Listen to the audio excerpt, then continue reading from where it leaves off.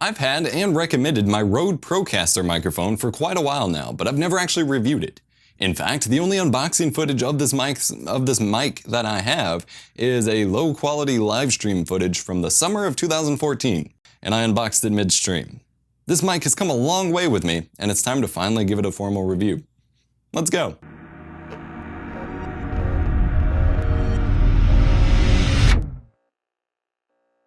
Generally priced at about $230 retail, the Rode Procaster Broadcast Dynamic Vocal Microphone is a treat. Priced competitively below Electro Voice's RE320 and RE20 microphones, this microphone aims to provide low-noise broadcast quality sound in a similar no compromises package. It just about gets there too. Weighing about 1.63 pounds, this dark gray cylindrical mic will put some weight on your mic stand. With the shock mount and windscreen that I have for it, it is by far the heaviest mic that I've used, with the RE20 from Electro Voice coming up close by. As a front address microphone, it features some of the light gray grilling around the mic capsule, but that grill doesn't extend anywhere near as far down the microphone sides as the Electro Voice counterparts. The mic is about 8.4 inches long and a little over 2 inches in diameter. It features an XLR connection on the rear with a threaded mount screw on the XLR connection shell. Inside the box, you get the microphone, the ring mount microphone stand for that threaded end, and a padded zip pouch. The zip pouch is nice, and that's standard for most Rode mics, but it's nothing compared to the Electro Voice's padded case. I purchased mine with a shock mount and a foam windscreen. I'll touch on the windscreen in a second, but the shock mount ensures that none of my heavy, aggressive typing that shakes my entire desk will end up causing shake noise within the microphone. Some say this isn't necessary, but I definitely don't have that noise in my mic, so it worked out for me. If XLR mics aren't your thing, Rode also offers a lighter USB version called the Rode Podcaster. Link to that will be in the description below as well. Inside, an internal pop filter helps minimize plosives and distortion, while the dynamic cardioid capsule aims to pick up detail in the voice while rejecting background noise. The internal pop filter does a decent job at preventing plosives, but the sound of air moving across the grill or mic capsule or something during breathing can be quite annoying during more intimate recordings. Thus, the windscreen I purchased is a lifesaver. The Procaster features a 75 through 18,000 Hz frequency response with an output impedance of 320 ohms. So, how does it sound? Well, it sounds pretty freaking good. I was originally nervous about throwing this much money at a microphone, especially knowing that a dynamic microphone typically wouldn't have the kind of bass response that my AT2020 condenser microphone would have, but I was immediately quite impressed. Through a raw recording, the Procaster picks up quite a hefty amount of low end and mid-low end, which works very, very well with my voice. This sounds great, and with the benefit of eliminating background noise, this mic is one hell of a deal.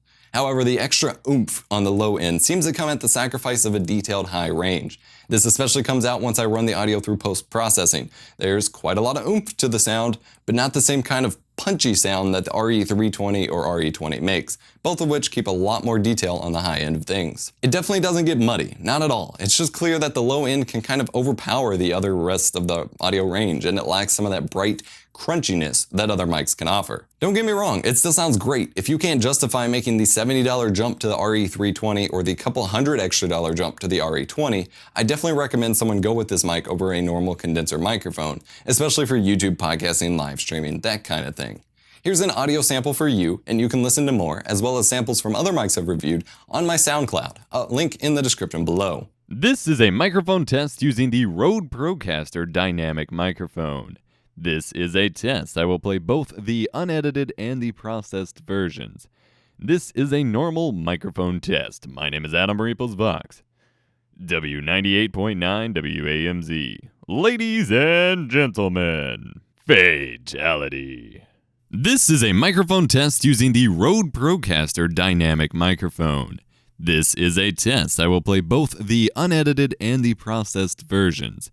This is a normal microphone test. My name is Adam Reeples Vox. W98.9 WAMZ. Ladies and gentlemen, fatality. Another thing to note though is that this microphone isn't very hot. It requires a very strong preamp to drive. This is what drove my purchase for the Cloudlifter CL1 preamp in the first place, as I essentially needed more gain than the preamp in my Focusrite Scarlett 2i2 interface could provide. With the CL1 inline, the Procaster signal starts to kick up a lot better. This is important Because if you take the approach that I did initially of just dealing with a quieter signal and amplifying it in post-processing, you're in for an unexpected noise floor. Through clean preamping, it's great. There's not much background noise pickup at all.